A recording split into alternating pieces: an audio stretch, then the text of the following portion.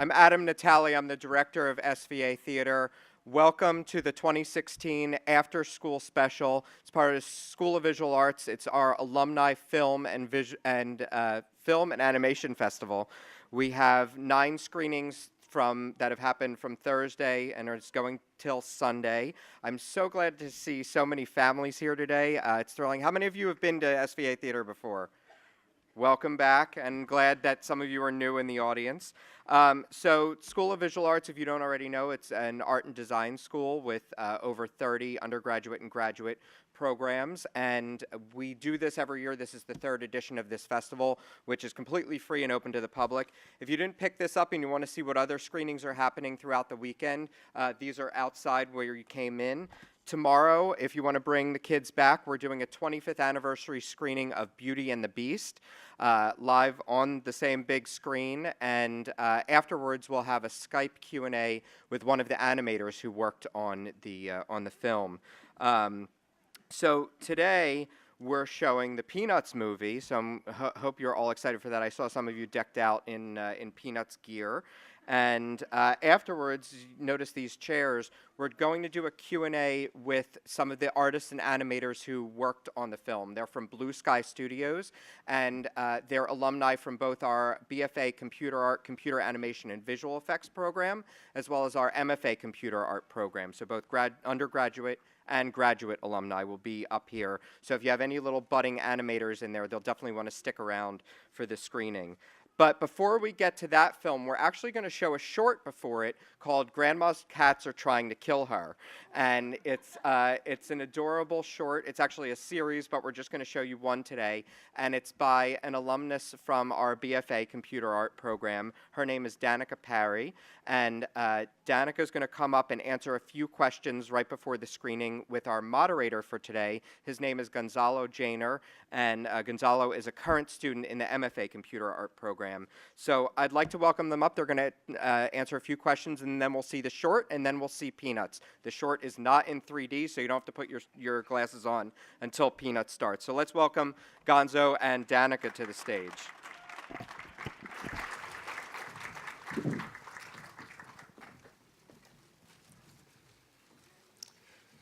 Okay, first off, Danica, I've seen your work.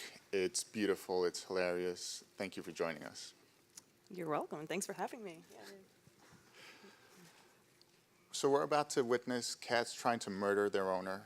How did this idea arise? Well, I have a habit of keeping like a sketchbook on me, so whenever I have a cool idea, I kind of write it down. Like I'll have pages of just like elevator pitches, and if it's a good one, I'll kind of build upon that. So I had an opportunity to take some of my ideas and present it to people at SciUp for like an IP project, and they ended up picking up that one idea that I kind of woke up in the middle of the night and scribbled it on a notebook.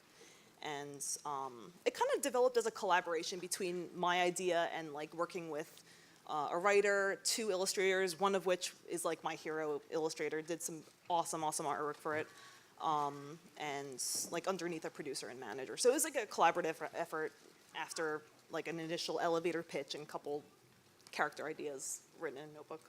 So yeah. And it went on to become a quite successful web series. There's several episodes with thousands of hits on YouTube. Was that your original plan, or did it just develop into it? Originally, it was supposed to be like a short film that we had in mind, but they thought it would best fit a cartoon series.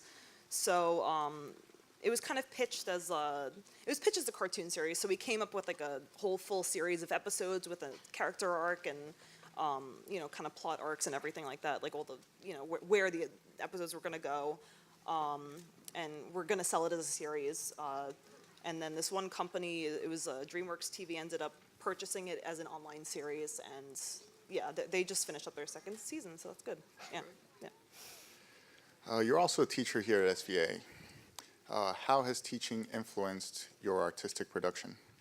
How has teaching influenced my art? Well, it's a lot of managing. So, working on the pre-production for this show, kind of helped me, put together like managing a small team, making sure people get things done on time. Also keeping in mind like an audience, like what do 5 to 10-year-olds want to watch? What interests them? What is not appropriate to put in these shows? So it helped managing people, kind of making ideas a little more concise and just being a little better at story development. Yeah. And finally, before we go on to watch this hilarious film, what advice could you give aspiring artists?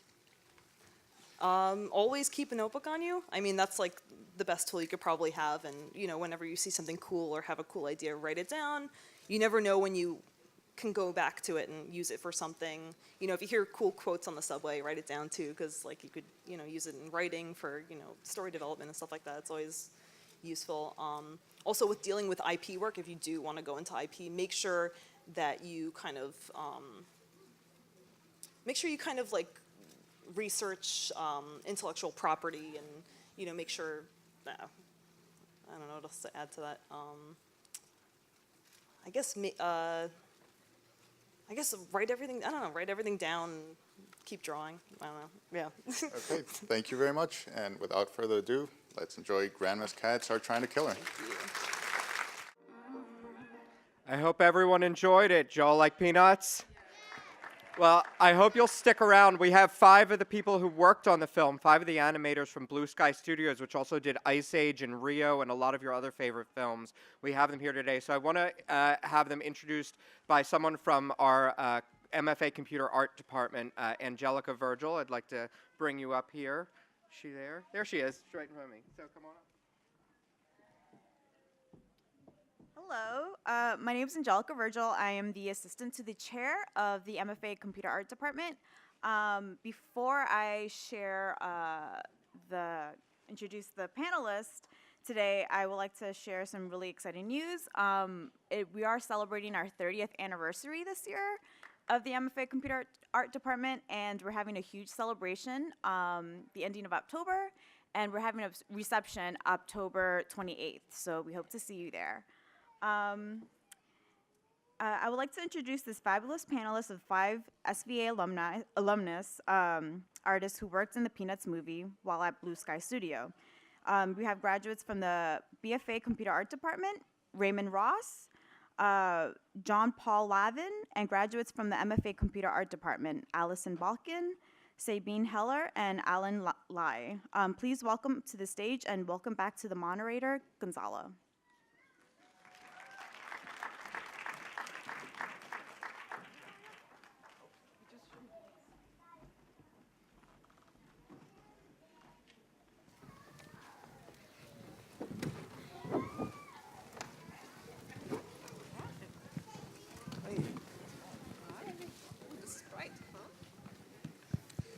Okay, first of all, let me say that was a delightful movie to watch. It's an honor having you all here, especially so close to MFACA's 30th anniversary. Thank you for being here, and congratulations on this wonderful film. Thank you. Thank you. Could you tell us, what was your involvement in this film? Well, my name is Raymond Ross, and I was one of the lead animators on the Peanuts movie, and so I was also a character lead, which meant that I was in charge of a specific character, which was Lucy Van Pelt. So my job was to make sure that her performance was consistent throughout, and to make sure that she was on model and stayed true to Charles Schultz's designs. So. My name is Sabine Heller, and I was in the rigging department, the rigging show lead for Peanuts. And what I did there is rigging, basically you put some kind of anatomy in the characters, so you basically can move them around, because without rigging there wouldn't be any movement, because it's like a static model. So in a way we work very close with animation, because we provide them with the tools that they can move it. I'm Allison Botkin, and I am in the fur department. And for Peanuts, I worked on all of the vegetation, anything with leaves on it. Because surprisingly, fur not only does hair and fur, but we also do procedural geometry like trees. So. Hi everyone, my name is JP Lavin. I work in animation as well. but I am a technical animator, and I help oversee final animation, going through our pipeline and reaching lighting and rendering. Hi, my name is Alan Lai. I'm the lead effects technical director. So for effects department, we're doing all the effects that including that anytime you see Pigpen is making those dust or water, smoke, that's us. Well, these are very varied disciplines. What drove each of you to pursue them? Well, it's interesting because everybody has a different story how they fall into animation. For me, I always loved cartoons as a kid and I loved to draw, but I didn't know I wanted to be an animator. In high school, I went to the High School of Art and Design in the city here, and I was exposed to an internship at NYU's Center for Advanced Technology, and I met some guys there that were doing 3D, and they said, hey, you should check this out. You should do some of this stuff. So I started doing it, and as soon as I created my first cube, I lost my mind. I was like, this is so awesome. And so I just knew I needed to do that. And so as soon as I started to work in 3D, I tried to do everything. I tried to do lighting and materials and fur and everything. And I started doing animation, and I started getting more positive responses to my work. And I think that's what inspired me to pursue it more. And then I just fell in love with it more, and I just kept doing it and never stopped. So it's kind of one of those things. I actually started out by studying something more along the lines of programming, and that was mixed with like graphic design. And then I was like, okay, what job is kind of combining that? And it was at the time when all those Pixar shorts came out, and I loved it, and I loved this 3D. And then I thought, well, that's it. I love this, and it seems like it's a great combination between like a technical job and an artistic job. So that's pretty much why I went for it. And at SVA, I didn't know right away that I wanted to be a rigger. I actually wanted to do crowd simulation, mass simulation with a lot of people. But simulation then turned out not to be really my cup of tea. And so I decided, okay, no, the rigging and putting this anatomy into the characters, that's what I want to do. So, I felt like even though I didn't know right away what specialization I needed, I learned this by doing all kind of different things. And, that became what I really started loving. Yeah, mine's actually probably pretty similar to Sabine. I started in digital design, and I was drawn to more programming stuff. And even though I really liked the artistic side of that, I was drawn to more technical aspects. So I tried out 3D animation, and I thought it was the most exciting thing I had done in a long time. So I started moving in that direction, and fur just became a really great combination of a technical career versus artistic, and that's just how I got drawn in. Well, when I first started down my artistic path, I wanted to actually be a concept artist, so I looked into where I could learn Photoshop, and that's how I stumbled across computer art.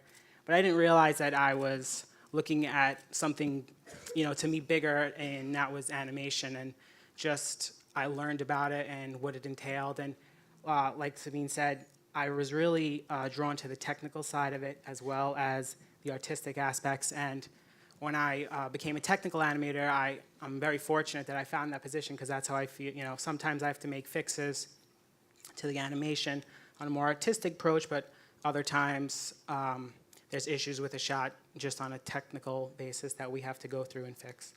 So, yeah. I started out probably 23 years ago when I first touched the computer graphics, and I spent about a year just like playing around by myself. And at the time, there's nobody really know anything about CG, so there's no book, there's nobody to talk to. I can just play around by myself, and I started making short animation. And then finally, after a year, I made a short film, which is only like 40 seconds, and by today's standard, it's like nothing at all. But at the time, it was amazing, and it doesn't even have audio. It's just like images, and I submitted to a festival, and it got accepted. I actually won the second prize, and for me that was a really amazing experience. And I actually did it with one of my friends. But after that, because in the last few days, we pretty much didn't sleep at all to kind of get to the deadline. And after that, he just said I would not do that anymore. So, but I was hooked. From that point on, I started making animation, and every year I make a short animation and submit to festival. And then, because my undergraduate is in mathematics, so I'm more of a technical side, but then I come to SVA to learn about art. And kind of slowly walk into this path. And coming out of SVA, what was the transition like from academic life to a professional environment? Honestly, it wasn't that drastic because I was so used to working collaboratively with the other students, so that when I did get my first job, that it was kind of really no different other than having a director tell you what they wanted from something. I was fortunate enough to do an internship while I was in school, so that kind of gave me that professional kind of link as well. So I think for me, it was just, being able to collaborate with the students, having a teacher tell me, how to fix something or how to do something. And then when I went to a professional environment, it was very similar, just on a bigger scale, I think. Yeah, I agree. Actually, for me, it was also not such a crazy transition. The only thing was, I'm from Germany, so basically after SVI, I went back and worked there for 3 years. And it was a very, very small company. So that was what was really funny, because here I was used to work in a small group as well, and also work very long hours. Well, that kind of didn't change in Germany at this very small company. It was very much like working with your friends and colleagues, but it was also pretty exhausting because you would try to finish this up together. But it was an amazing experience, and it's funny because it kind of, I think, working here in this little group and working hard and helping each other out, that was pretty much what I experienced after that in my professional life. I think the biggest difference for me was that I have a regular sleep schedule now rather than from school. But I think it was also pretty similar in that at school I worked really hard and I still have deadlines, and I still love what I'm doing, so I think there's been a nice crossover. Well, I always think it was always challenging for me to get my foot in the door, but once I was there and started to freelance, or even when I started my internships, I found that having working professionals being my instructor at SVA really helped, because they held us to a higher standard, and I feel it's the same standard that was expected of them as professional artists. They held to us as students. So we learned how to communicate well, how to act professionally, how to work well with others in groups, how to criticize, how to praise. And I feel like once I got into the professional world, that really helped me transition well into it. Yeah, I will echo what you said. It's very similar. Like, I feel like it's important to, like, as artists also to communicate your ideas. A lot of time we bring creative inputs into the production. Like, director may have a vision, but when we start working on it, we can suggest, to make it more physically correct, you can sell the scale, you can do things, and oftentimes it's a collaborative environment that everybody will bring something to it, and you see in the final result that really shines through. And I think that experience is, from student when we are pitching our ideas, talking to each other, helping each other out, that all the communication skill, the creative collaboration is all similar, and to me that's kind of what we learn in the production environment as well. Okay, and tell us, what is the best part of your job? Because I get to go to work to hang out with my friends and get paid for it.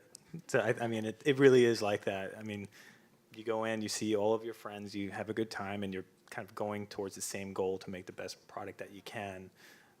So, I mean, I wouldn't trade it for the world. It's really awesome. Yeah, I think it's amazing to be able to work for something and getting paid for it that you actually really love and have fun doing, and do it with people that are really amazing. And I actually really love that. I feel like I learn something new pretty much every day, every week that I didn't know, because there's so many people there that are really like experts in their field, and it's really cool. Just talking to them is like, oh, how did you do this? And then they explain it to me, and I'm like, whoa, I'm not quite getting it, but wow, it's really cool. So I feel like it's not something where you're like, oh, dead end, you're done learning. I feel like you're kind of always seeing something new, and have to sometimes also figure out something new. I mean, the movie you just saw, that was something we had never done before. It was like something that was totally different, and I would say brought everybody really together and had them do problem solving together, which I really love. It's just this, what Alan just said, this working together collaboratively, and in a really creative unison. I think my favorite part is getting to go in and not really knowing what you're going to be doing that day. It could, for me, it ranges from doing one hairstyle of a background character to doing, I don't know, tweaking the fur of a armpit of a hedgehog. Like, you just never know what you're going to be doing that day. And then sometimes I'll be sitting in a meeting and you're in a room with 15 people that are extremely intelligent and very talented, and you're trying to figure out how to get grass to bend a certain way, and just the sheer amount of brain power that's going into making these cartoons is really inspiring. Yeah, like everyone's saying, Blue Sky is it's a fantastic place to work, and coming together as a team and just to be able to create something special that everyone can share together and learn and love. It's just amazing. It's just a lot of fun, and it's it was something that I always aspired. It was a place I actually always aspired to be, and now that I'm here, I'm just really grateful for it. And we just have a lot of fun every day. We work hard. There's a lot of busy times, but we go outside and we play kickball, and we have meetings where we're talking about cartoons the whole time. So it's just really great. For me, the best part is the never-ending learning. Like, for me, every day is new things. Like, even like when we are pushing in the leading age as we are, every year the technology keep pushing forward, and we need to learn new things. And that for me is the best part. We just keep learning, keep inspire each other, keep finding new ways of doing what we know to how to do and make it better. Every movie there's new challenges, and we just keep finding new things and learn it and do it. Yeah. And going back to your SVA experience, thesis projects are a huge part of your academic life. What did you guys do for thesis, and what did you learn from it? I learned not to do a 40-minute short in my senior. I definitely took on way more than I should have. But I basically, it was more of something based off of the honeymooners kind of relationship between a bunny, very much inspired by the bunny of Blue Sky, and I really learned how to start something and finish it. Looking back now, I cringe, but it was definitely a learning experience to be able to sit down and say, I have an idea, I'm going to follow this idea through, and then put it in front of everybody to look at when you do the thesis show, and then everybody looks at it, and then you're like, oh my God, they have to look at what I kind of poured my heart into. But it was a lot of fun, so it was definitely one of those experiences that I haven't really done again other than working on a film. I haven't made a short since, but I really want to. Well, I learned that sometimes you should be careful to bite off more than you can chew, because I did a short film, 3D animated, with crowd simulation in it. I'm not sure if that says anything, or means anything for you, but crowd simulation, especially at that time, was a little difficult and very hard. But I also decided to make a full story and to light it and to put materials on it, do basically everything on my own. And there is another thing I learned, that together, if you collaborate, you can definitely be more successful and often get a better result than if you want to do everything alone, because I really was set on, I'm doing everything on my own. And yes, looking at it now, definitely it's a little difficult, because I think we have now, seen a lot of things and know what we did wrong, or what we could have done better. But, after all, it was a great experience just to learn and go through it and understand, okay, I've done this, and it's tough, but it's what I want to do. I did do a collaborative project with 2 other people. We did a 3D animation, and I think some of the biggest things we learned was we can't listen to everybody. Having 3 people, we had all of our friends and family having input, all of our teachers. Literally, we had everybody watching this thing giving input, and I think the biggest thing I learned was that we had to trust ourselves and just do what we thought was right. And that's pretty difficult to do. I did a short film as well, 3D short film called Totem. And what I learned was how to finish something. I feel the short film in itself was really nice to do, but I feel the real goal was to accomplish something that was vastly bigger than yourself. And to the date, it's the biggest thing I've ever done. I did work with another person. I did animation on both of ours, and he lit, rendered, and modeled both of our shorts. So we were working together, but just coming together and being able to take something, put it into manageable chunks, organize it, and just plain finish it, I feel was the greatest lesson. Yeah. My thesis was a CG shorts that basically the main character is a turtle, which his shell is also it's a sword turtle, and his shell is also bulletproof vest, and he has a gun, walking in the building. And so the biggest thing I learned was, I remember was when I from first year turned second year, we need to decide our thesis, and I started to storyboarding and started talking to people. And the main thing is that I feel that at the time the render quality is not up to what I wanted to. So then I started considering for environment, I would build a miniature set and film it, and then have the character as a CG to composite into the environment. And I talked to several teachers, and the more I talk to everybody, just say that cannot be done. Forget about it. And I feel really lost, that I didn't know what to do. And then it was almost starting the second year, so I really need to decide. So then I told myself, okay, I'm gonna spend 1 month, build the set and film it, and then do it and do a test. And because I think I can sit here thinking about it, but I couldn't never get an answer. And if I do it, at least 1 month later, I will know whether it cannot be done. Then at least I know it cannot be done. Then I can do something else. So I spent a month, and then I did a test, and it was very successful. So I ended up just did it that way. The lesson I learned was that never give up. If you have idea, you have. Don't just because people say it cannot be done, then you just give up on that. You should always push for it and find a way to do it. That's my lesson. Yeah. Okay, thank you very much. And now we will turn this to the audience Q&A.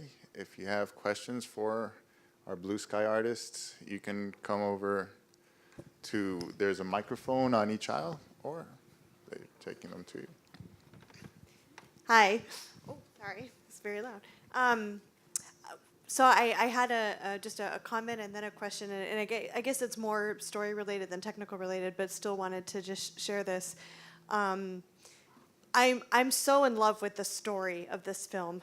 I actually work as a character educator, and I have a very kind of budding screen education program where I use film to teach character strengths to children and youth. And I find that as a character educator, I absolutely struggle to find films that are age appropriate for children and youth, that have a strong message in it, and that also don't have a lot of violence in it. And I remember when I saw this in the theaters, I was literally, that pivotal moment when he's having the conversation with the little redhead girl at the bus, I was sitting in my chair and I was weeping, literally crying my eyes out, because it was so clear to me that that's what that whole movie was about the culmination of character strengths and how that's what attracts people to us. And I put on Facebook, every parent I know, take your kid to see this movie. This is the most important movie that your child will ever watch. So first of all, I just want to relay my thanks to Blue Skies for making this film, because it's that special and that important. And then I guess kind of the follow-up question is, how do we encourage more films like this to be made so that these types of films with these types of important messages become the norm and not the exception? That's a tricky one to answer, because, I mean, every studio is run in a different way. So every studio has either they're answering to someone else, a parent company, or some marketing company that's basically telling you what is the appropriate thing to release at that moment. What's hot right now? Is it singing? Is the singing movies important? And so you tend to go by that trend, because unfortunately it's always based off of money. How much money are you going to make in the end? It's not, I mean, that's really kind of how it goes. So it's hard. It's a tricky thing.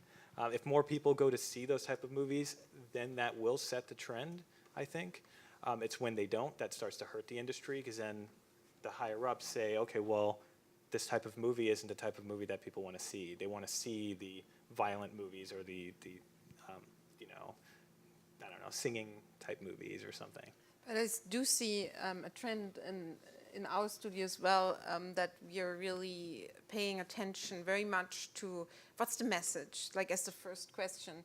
What is the message of this movie? So basically, before we start, I see this now on a lot of things that we're talking about in the studio. Okay, let's summarize this. What is it? And I feel this is already a really good step forward, because I think like if the first thing we start out with is a good message, and that message is something, you know really right from the start, I think it will also make the stories and the movies better. And so far, I think I see this much more now, and than before. Oh yeah. Yeah, we're really excited about the next couple movies. Oh, yeah. So. And I want to add, I think social media is very important. We pay attention to it more nowadays, and what the collective consciousness is looking at. So spreading the message on social media, how you appreciate it, I think goes a long way as well. Yeah, just go see the movie.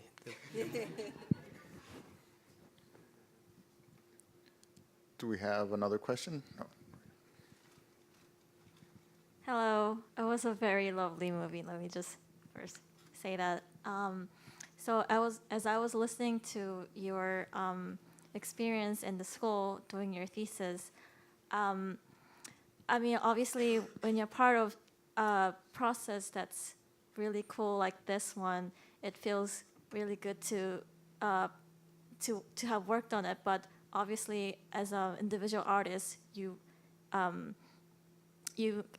sometimes miss working on your own stuff. So there's always constant battle of working in a company in a big cool projects like that, and sometimes you have the urge to do your own stuff. So how do you? What's your story on that? I think this is a really interesting question, because as I said before about when I talked about my thesis project where I worked on everything all on my own, I think that there is something very rewarding also about working with others together, and I feel that even especially on the Peanuts movie, we also had a huge chance. I think everybody had a way to chime in and bring in ideas, which was great because it was so open. You know, it made you feel like you were part of this in a very fundamental way and in a very creative way as well. And I always feel like, and I said it before, that on this movie specifically, we came together more because we all felt, I hope I don't, you know, but at least for me personally, it felt like we just all were part of it, a very, you know, substantial part of it, and we had a voice in it. I thought that was great. But like when I want to do something, you know, for example, I love photography, so this is where I can kind of like, I have a lot of like my own projects, so where I can be my own director in a way, and I think a lot of us have side projects that we do. Yeah, I mean, for me, I animate for, could be anywhere from 8 to 14 hours a day, and I teach it as well, so when I come home, the last thing I want to do is animate something. So my hobbies are definitely outside of the realm of animation. I mean, I like to build things, I like to hang out with my family, and hike, and just do different things other than sitting at a computer. And the really nice thing is you're surrounded by a lot of creative people that if you have hobbies or other interests, there's a lot of people that surround you that, you know, you can interact with and talk about these things, and they'll encourage you to, you know, go into, you know, try out VR or try out, you know, there's a lot of musicians, and that's personally how I cope with my creative side, because sometimes, you know, like they said, it's hard to get that motivation after work where you've been doing this all day long. There's other creative outlets that we can use to do that creative part. Yeah, for me personally, I feel like, yes, we are at work all day long using the creative side of us for, you know, 8 to 10 hours a day. And when I come home, I still find that I have the urge to still do something creative, but as Ray said, it's just something different. You know, sometimes I'll just come home and draw a picture, or I paint miniatures. So it's just, you'll always find excuses to do something else, but it might not exactly be what you're working on. You know, it's very fulfilling at work, but sometimes you just come home and you're just like, you know, I want to do something else. Yeah. I think for your question, it's come down to a choice. Like if you really wanted to pursue is your own ideas, your own, you know, own project, then you know that's, you know, by all means that should be your main focus. Working in a production environment, you know, obviously you need to be doing what the production needs, and you know, like they say, there's a lot of people have side projects. As far as I know, yeah, there's, you know, tons of people who doing their own project on the side as well. But you have to do it on the side, you know, because you can't. Like, you have to balance it too, and it's not like you can't do it. Like a lot of people do it, but you know, it's up to you. You know, you have to make that decision. It's your life, whatever you wanted to pursue. Okay, one last question. Yep. My question's a little more specific, I think, to the movie. It might be more for the animators and riggers, but just curious, like, how much flexibility and freedom did the rigs themselves have, I think, to like shape change?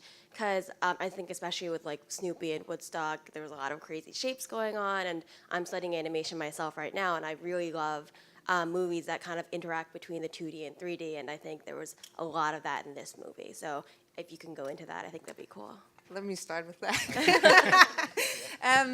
Yes, this is, and I said before, it was a huge challenge because we literally, it's not like you have, normally like on Ice Age, we have a 3D model, and that 3D model works, for every camera angle. You're not changing it. But for Charlie Brown, for example, we had those very specific profile view, three-quarter view, and we wanted to match it exactly. However, Charles Schulz drew it, so he could do whatever he wanted to. In 3D, we had to have this flexibility, and we did have that flexibility, but it was very challenging. I think, just so you know, we worked on the rigs for Charlie Brown because he was the prototype for all the kids. 2 years.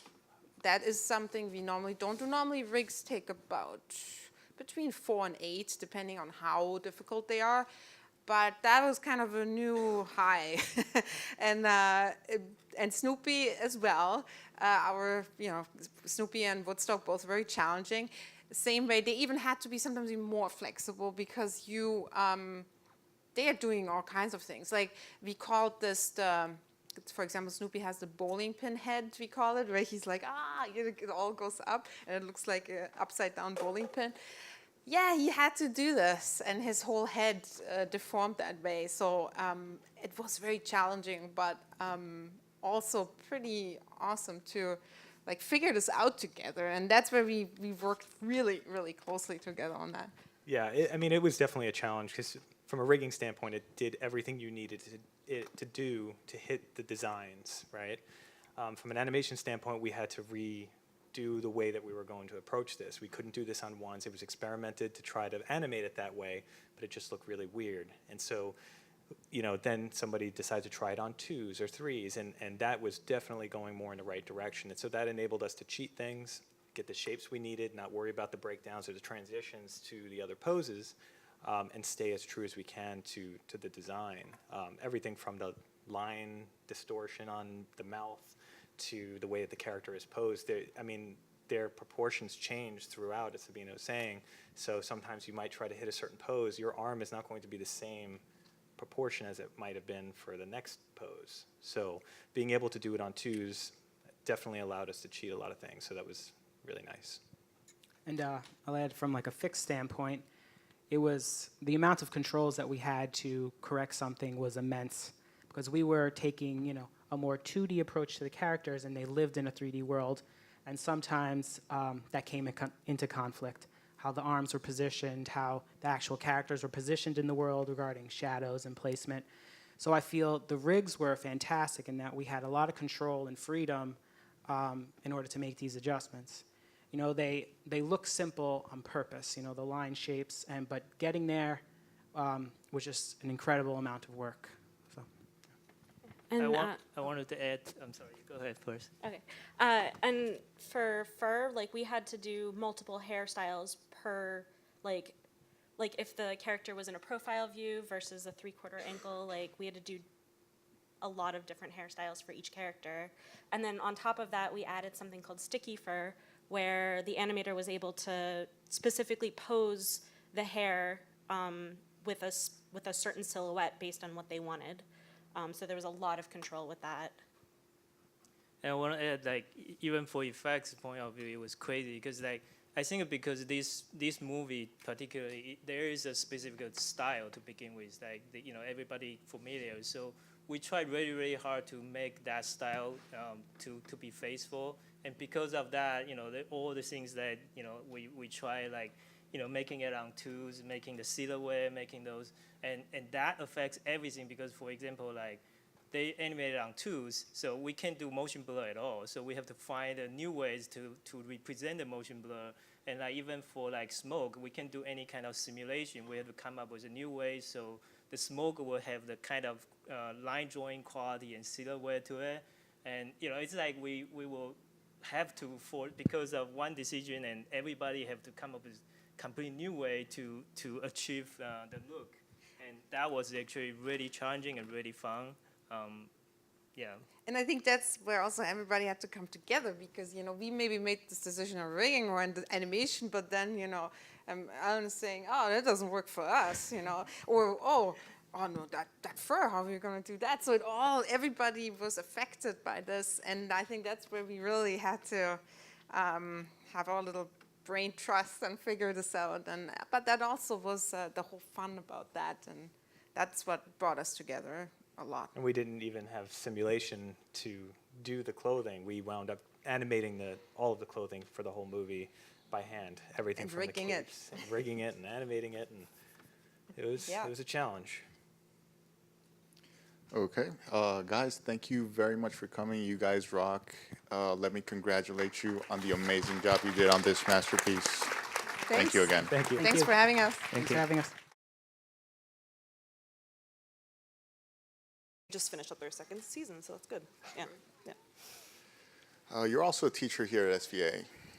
How has teaching influenced your artistic production? How has teaching influenced my art? Well, it's a lot of managing. So, you know, working on the pre-production for this show, you know, kind of helped me, you know, put together like managing a small team, making sure people get things done on time. Also keeping in mind like an audience, like what do you know 5 to 10-year-olds want to watch? What interests them? What is not appropriate to put in these shows?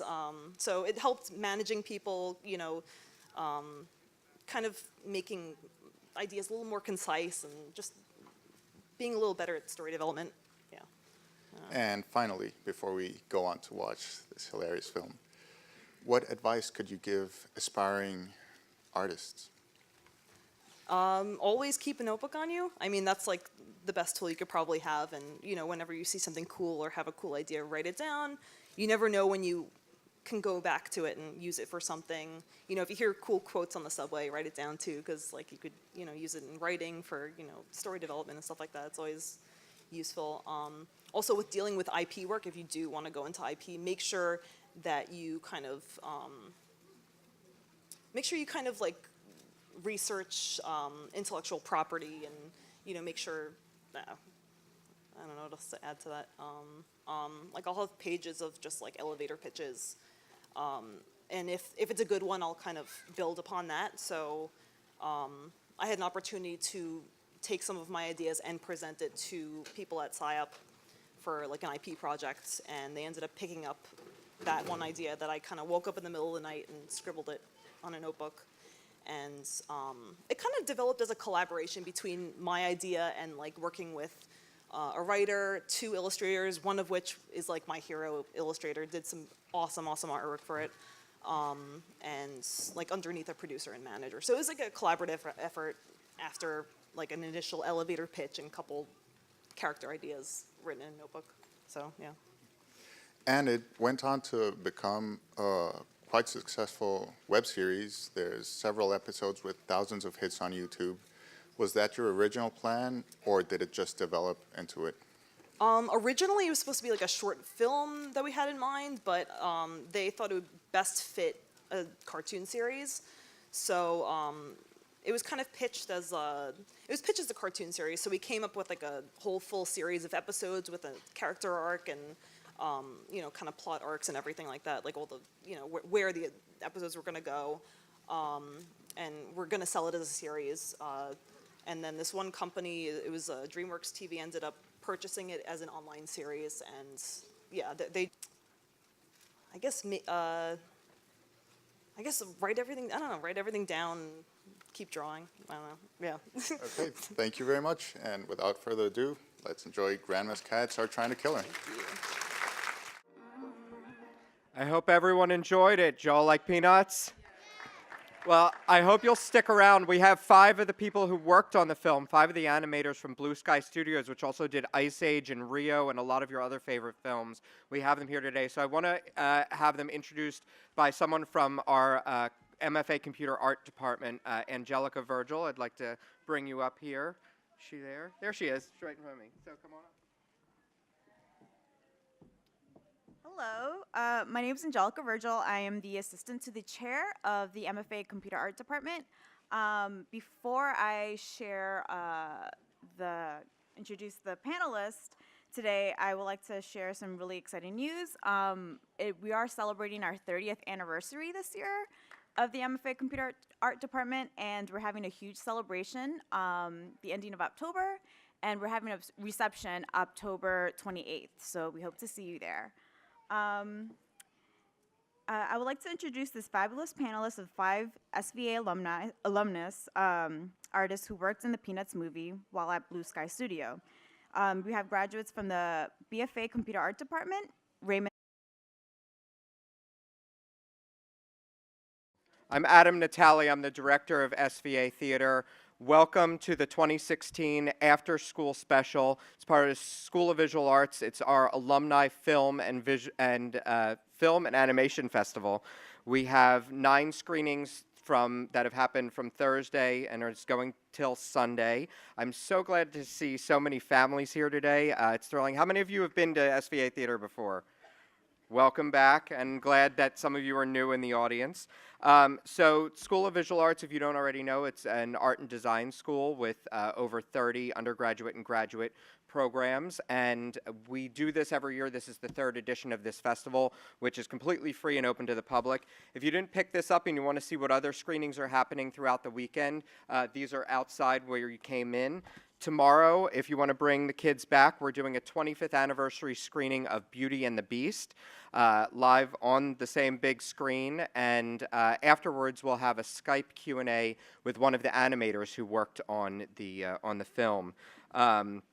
So today we're showing the Peanuts movie, so I hope you're all excited for that. I saw some of you decked out in Peanuts gear. And afterwards, notice these chairs. We're going to do a Q&A with some of the artists and animators who worked on the film. They're from Blue Sky Studios, and they're alumni from both our BFA Computer Art, Computer Animation, and Visual Effects program, as well as our MFA Computer Art program. So both undergraduate and graduate alumni will be up here. So if you have any little budding animators in there, they'll definitely want to stick around for the screening.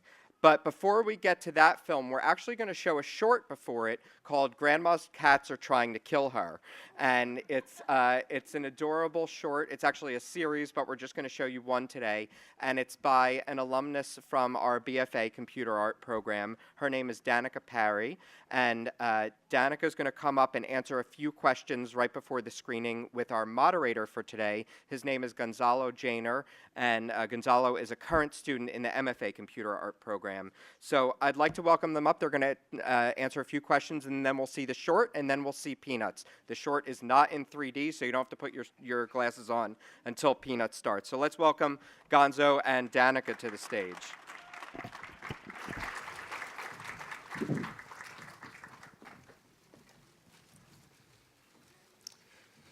Okay, first off, Danica, I've seen your work. It's beautiful. It's hilarious. Thank you for joining us. You're welcome. Thanks for having me. So we're about to witness cats trying to murder their owner. How did this idea arise? Well, I have a habit of keeping like a sketchbook on me, so whenever I have a cool idea, I kind of write it down.